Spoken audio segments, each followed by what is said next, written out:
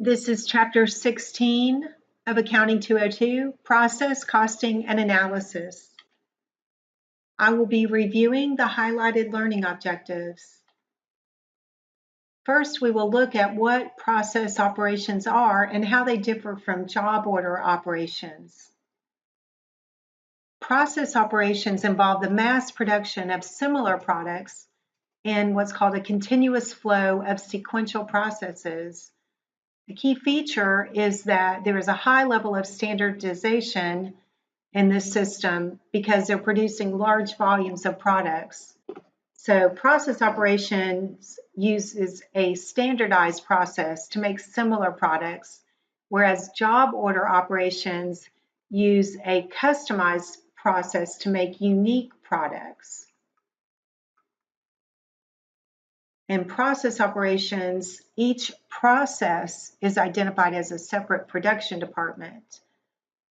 And then depending on the nature of the process, each process will apply direct labor and overhead and possibly additional direct materials to move the product toward completion.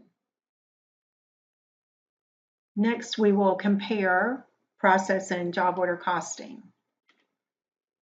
The top part of this exhibit shows a job order system, and the bottom part shows a process system. So we have the same costs. So we still have direct materials, direct labor, and factory overhead, but instead of keeping track of each of the different jobs, as in job order costing and process costing, we are mass producing the same items. So it could be crayons or paint, paper clips, pencils. So we are keeping track of each process instead of each individual job. We're going to look at something called equivalent units of production. So equivalent units of production are the number of units that could have been started and fully completed during the period using the cost incurred. So an example is if you had 100,000 tennis balls and they're 60% through the process, that would mean you have 60,000 equivalent units, or 100,000 times 60%. So instead of working on 100,000 and making them 60% complete, we could have just worked on and completed 60,000 units.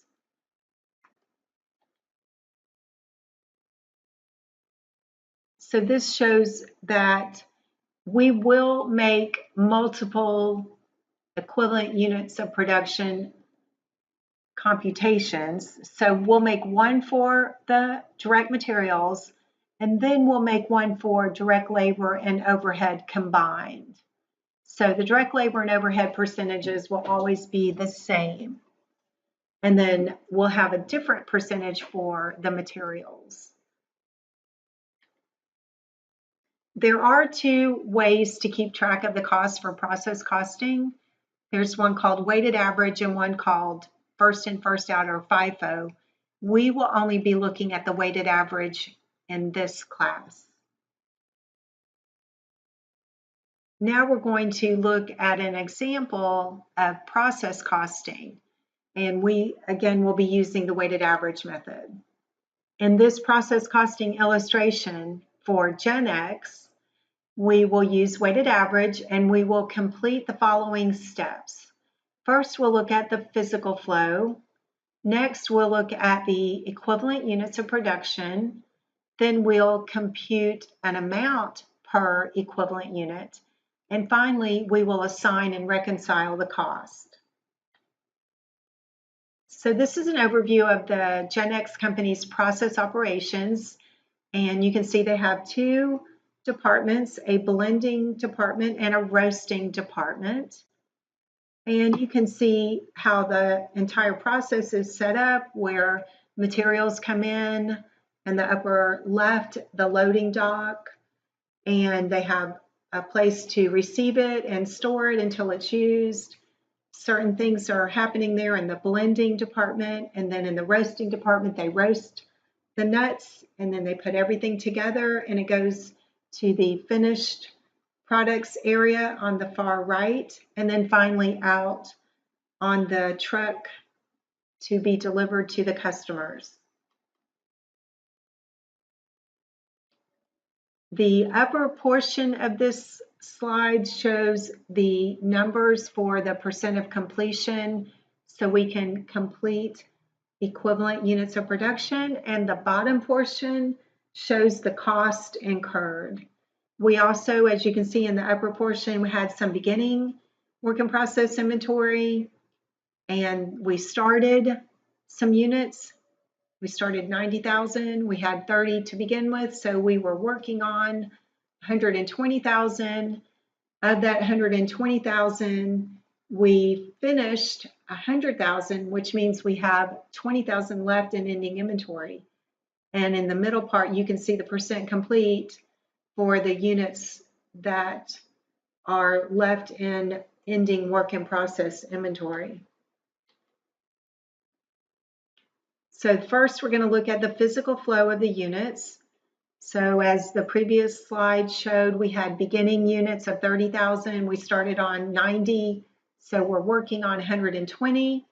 Then we will reconcile that to the units accounted for. We finished 100,000 units, so we have 20,000 units left in ending inventory. So now we can compute the equivalent units of production.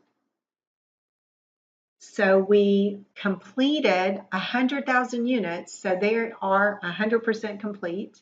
So multiply that out, and that would be for both direct materials and conversion. Conversion, remember, is direct labor and overhead. And then for the ending work in process, remember we had 20,000 units left. They are fully complete with the direct materials. So the equivalent units for direct materials will be 20,000 for ending inventory. For conversion, though, there's only 25% of the work done. So for conversion, we will take 20,000 times 25%, which is 5,000, and then we'll get our totals. We have 120 equivalent units of production for direct materials and 105,000 equivalent units of production for conversion. So now we can compute the cost per equivalent unit. So we're going to combine the beginning cost with the current period cost to get the total. Then we'll divide by the equivalent units of production, which we just did on the previous slide. And now we have our cost per equivalent unit. Step 4 is to assign and reconcile the cost.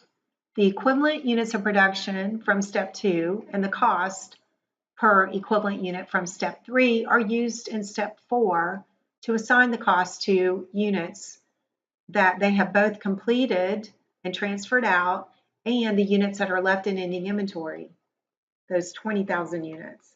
So for the cost completed and transferred, those 100,000 units, we will multiply by $3 for direct materials, and we'll multiply by $4.62 for conversion, and then we'll add those together to get the total cost of the units completed. And then we'll do a similar process for the units in ending inventory. We had 20,000 equivalent units times $3, and for conversion we had 5,000 equivalent units, and the cost is the same as that for the units completed, so $4.62. Again, we'll add the direct materials cost and the conversion cost to get the total cost of the ending work in process inventory. And then that bottom line in red, total cost accounted for, the $845,100, is all of the cost, the beginning cost plus the current period cost, which you'll see on the next slide. So the upper portion shows the total cost to account for, so our beginning direct materials, beginning conversion, current period cost for direct materials and conversion, and then we went through all of those steps, and at the end we can see that it is reconciled to the bottom portion in number 4, the total cost accounted for. So this shows you all of the cost for GenX. Now we will look at the journal entries related to the flow of material. You'll use the information on the slide 2 previous to this one. So here we have materials purchased of 400,000, and then the direct materials requisitioned, you can see there, and the indirect materials. So the first journal entry is to record the materials that we purchased. We debit our inventory account, raw materials inventory, and it's on account, so credit accounts payable. And then the next journal entry shows the direct materials used, and they're going into each of the 2 different processes, inventory accounts, credit raw materials inventory to reduce it, and then finally the indirect materials are going into factory overhead, and we're crediting the raw materials inventory to reduce it. So we're looking at the labor costs now, and again, these numbers come from that previous slide. So the direct labor goes into work in process inventory for each individual process. We're crediting factory wages payable until they pay it. Then there would be another journal entry, which you can see down below, where we debit the payable and credit cash. And then number 6 shows the indirect labor, which goes into the factory overhead account. And again, we credit factory wages payable. So we're going to look at the overhead cost journal entries. So the first one are the other factory overhead items: insurance, utilities, some miscellaneous items in cash, and the depreciation for the factory equipment. So this is actual other factory overhead, so we're debiting factory overhead. And the next journal entry is applying factory overhead, and that's how it gets into the work in process inventory accounts. We apply it. This one's based on 120% of direct labor cost. Debit the work in process inventory accounts and credit to reduce factory overhead. And then again, we would have to see what the difference is between the total actual factory overhead and the applied factory overhead. Now we're going to look at transfers between departments and to finished goods and cost of goods sold. So when it comes out of one process and goes into the other, we look at journal entry 9A. You increase the new department blending, and we reduce the first department roasting. And then finished goods inventory. These are the completed goods. We debit finished goods inventory and take it out of the work in process account. And then finally, when they're sold, we debit cost of goods sold and credit finished goods inventory. This completes the recording for Chapter 16. I hope you learned a lot watching this video.